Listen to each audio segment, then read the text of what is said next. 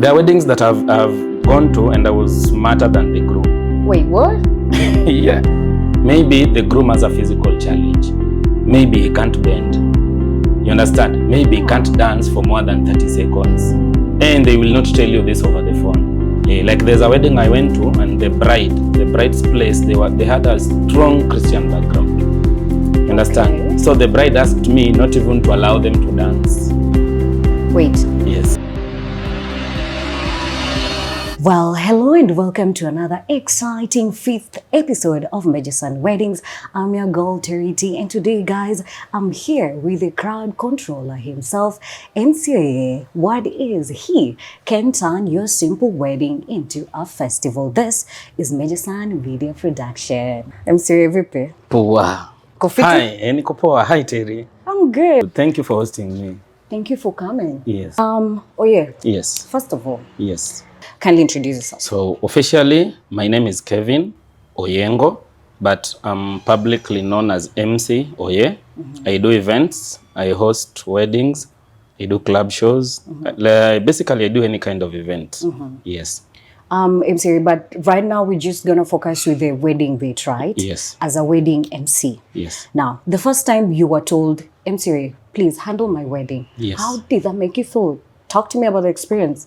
Okay. So the first wedding I ever hosted, I must say it didn't go as smooth as I planned. Oh, really?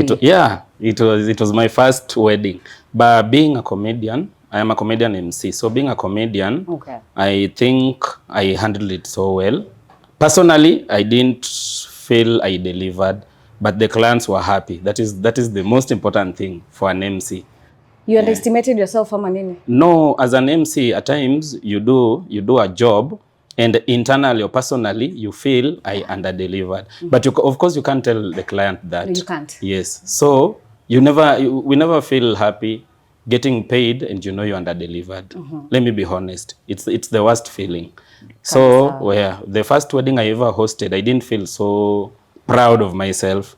It was the first time I was ever hosting a wedding. But then I'm a committed person. So I took my time. I went to learn. So I've actually learned a lot of things from YouTube. Oh. Yes. I am humble. So I humble myself. So I used to tag along other MCs, other experienced MCs, like I'm not afraid to mention MC Jakakamega. Oh, Jaka. I used to tag along to go and watch how he handles weddings and mostly I'm a majorly traditional weddings, the nyombos and the rorashios. Yes. So I took my time to learn, and I also followed so many other MCs on YouTube. I wanted to know how good or how well I could be doing this. And right now, I'm so proud to say, I think I'm the best nyombo MC we have. If not the best, one of the best, one of the greatest. Now, Yes. MC Oyee, one thing. Yes. Research by Terity, okay? Yes. If a person has the passion of being a wedding MC, Yes. most MCs like when you feel amefanya kitu sana, Yes. you tag along with them. Yes. Most MCs do that. No. Do you feel like it's something people should go the path? Ama vile umesema you go to YouTube and learn. I think it's a personal commitment. Okay. Now it depends. Are you in this game for the money, or are you in this game out of passion?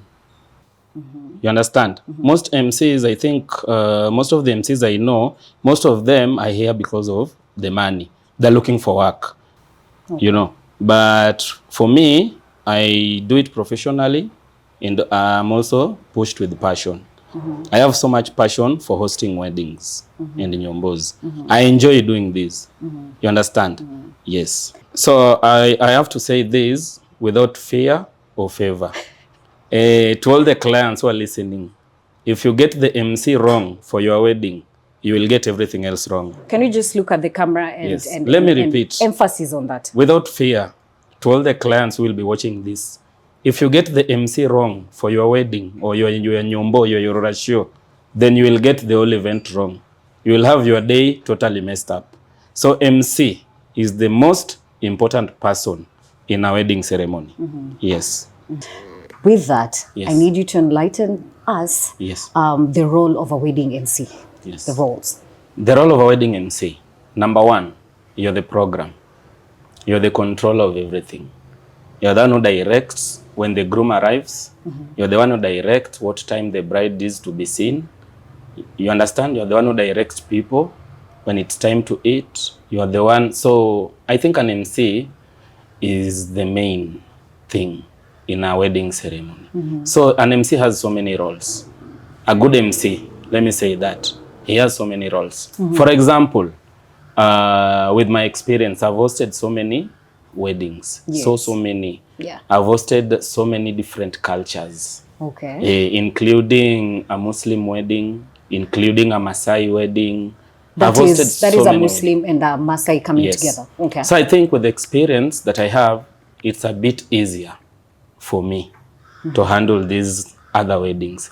And as an MC, you start your work as early as 8 a.m. in the morning, meaning you always have to get to the venue earlier than anybody else. When you get to the venue, normally the first person you find is the bride and the bridal team. Now you have to have a brief with the bride Before the groom arrives, long way before the groom arrives. You have to talk to the bride. You understand? You have to ask her, what does she expect from you? Does she love to dance? Okay. You understand? Or will she not love to dance so much? Then speak to the bridal team, the maids. Okay. Which kind of songs do they like? Who is the best dancer amongst them? Who is the most lively amongst them? You have to understand these people so that when you start the ceremony, then you know the people to tag, you know the people to associate with. You know the people when you're making your parade, you know the people to put in front, you know the people to put at the back. So you have to do these briefs as an MC. That's why we get to the venue as early as 8 a.m. Yes. But speaking of the program, Yes. are you the one putting up the program? Am I the client in an party program? Like How for does me, this work? For me, for all the weddings that I've hosted, I'm the one who always drafts the program and then I share with the client. And then from my program, they draft their own and then they resend it back to me as the official program. Yes, but in most weddings, it never goes with the times written in the program. We are Africans. Plus, culturally, you find that mostly the grooms, they're always allowed to come to the ceremony afternoon, after 12 p.m. All cultures? Most cultures. Okay. Most cultures, especially if it's in the Western or the Nyanza region. The groom is not allowed to come to the bride's place before noon. Oh. Yes. So that's why most grooms, they always come after 12 p.m., around 1 p.m., 1:30 p.m. Yeah, it's a cultural thing. Yes. I'm a bit curious. Yes. If the groom arrives after 12, Yes. what is the role of like there's an MC mwenye ajui afanye nini before the groom arrives? Yes. Just enlighten us on that as well. So before the groom arrives, that's the thing I was trying to say. You have to meet the bride, you know, brief up with the bride. You have to meet the bridal team. You have to find the uncle whom you will be coordinating with throughout the event. Because if you're an MC, you might not be able to know everybody in this homestead. Yes. You understand? So you have to find somebody who will show you who the grandfather is, who the auntie from this side is, you know, who the brothers are. So these are the things you do before the groom arrives. During this time, you also have to check your microphone, you have to check your sound system, you have to coordinate with your DJ. You understand? You have to check if he has all the songs that maybe the groom and the bride had requested earlier. Yes. So these are the things that you do before the groom arrives. So that by the time he's getting there, you are ready. You've done your research on the ground. Yes. Speaking of research as well. Yes. Do you do it a day two or days two as an MC or the morning of the nyombo? Personally, I love to say personally because MCs work differently. So personally, I don't host weddings that I have not had a sit down with the bride and the groom, personally. So if a client calls me and he wants to book or they want to book, I always have to set aside a date when they are free. Then we have a sit down in my office and then we have a meeting, a very lengthy meeting, because I have to understand the groom. I have to understand the bride. Yes. And there are so many questions that I ask. Yeah. From both of them. Yes. So what I'm taking here is prior Yes. meeting, prior communication. You have to meet. You understand? Maybe you are going to a homestead where they have a strong Christian background. They don't even want to listen to some secular songs. They want you to play gospel throughout the day. But you won't know this if you don't meet the clients. So personally, if I can't meet you, then I'd rather not host that wedding.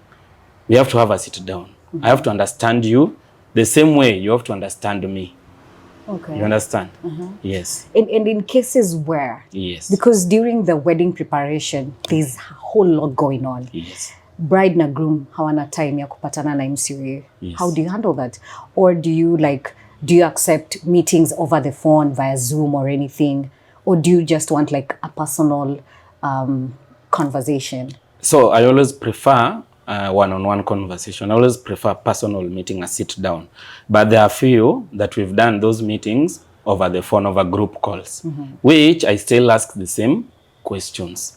And I still explain how I work. You know, it's very important for the client to understand how you work personally as an MC. Yes. You understand? And you also have to know your clients. You also have to understand your clients.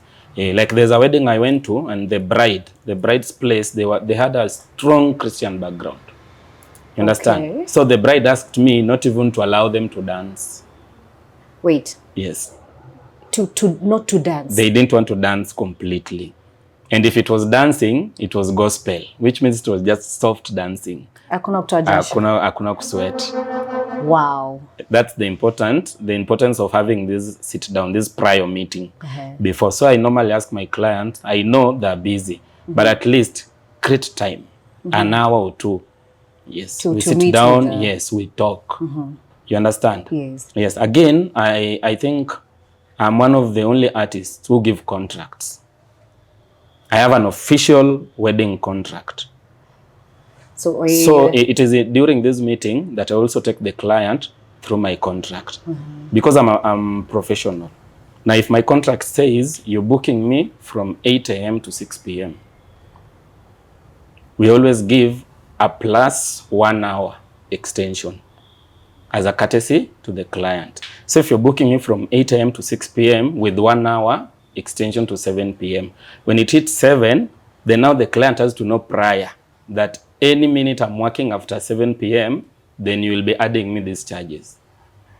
Wait. Yes. Hiyo iko kwa the contract. And you've communicated to the clients prior. Yes. I always send them, once you book me, whether it is over the phone, once we agree the price, I send you the contract. And then now during this meeting, this prior meeting, now I also remind you, I have to take you through the contract. Yes. I have to show you, okay, I promised I'm bringing this. Will be 2 MCs, my sound system, my DJ. I'm bringing backup power so that when the electricity goes out, we continue the event. Wow. Yes. Just with an, I don't want to say upcoming. I don't like the word upcoming. Yes. That person who wants to become a wedding MC, yes, right? Yes. Matters the contract, since we are talking about contracts. Yes. Can you just name the nitty-gritties that are here?